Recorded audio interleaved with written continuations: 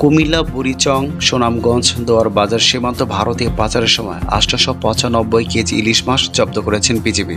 বুধবার রাতে বিজিবির সদস্য জনসংযোগ কর্মকর্তা শফিকুল ইসলাম এই সংবাদ জানিয়েছেন। বিজিবি জানায়, বুধবার দুপুরে সুলতানপুর ব্যাটালিয়ন ৬০ নম্বর বিজিবির অধিনায়ক লেফটেন্যান্ট কর্নেল এম জাবের বিন জব্বর সিভিল সোর্সের মাধ্যমে জানতে পারেন, ব্যাটালিয়ন দায়িত্ব কুমিল্লা বুড়িচং উপজেলার সীমান্ত আনন্দপুর এলাকা দিয়ে ভারতে ইলিশ মাছ পাচার করতে হবে।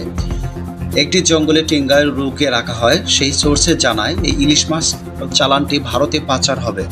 এই পরিপ্রেক্ষিতে ব্যাটালিয়ন অধীন খায়ের বিওপি হাবিলদার মাসুম রহমানের নেতৃত্বে বিজিবির একটি বিশেষ দল দুপুরে ১:৩০টার দিকে উত্তর আনন্দ পাহাড়ে তল্লাশি অভিযান চালায়।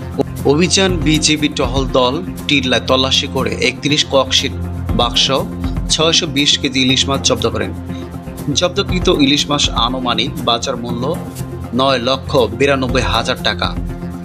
অন্যদিকে মঙ্গলবার সকালে বিজিবির ব্যাটালিয়ন ৪৮ নম্বর বিজিবি অধিনায়ক লেফটেন্যান্ট কর্নেল মাহফুজ গোয়েন্দার তথ্য ভিত্তিতে জানতে পারেন, ব্যাটালিয়ন দায়িত্বপূর্ণ সুনামগঞ্জ দোয়াবাজার উপজেলা বাংলা সীমান্তবর্তী দিয়ে ইলিশ মাছ পাচার হতে যাচ্ছে। এই পরিপ্রেক্ষিতে ব্যাটালিয়ন অধীনস্থ বাংলা বাজারের বিওপি সাবিদা আব্দুর বাসার নেতৃত্বে একটি টহল দল দায়িত্বপূর্ণ সীমান্ত ঘিরে ইলিশ মাছ জব্দ করেন। জব্দকৃত ইলিশ মাছ ২৭৫ কেজি, বর্তমান বাজার মূল্য ৫.৫ লক্ষ টাকা।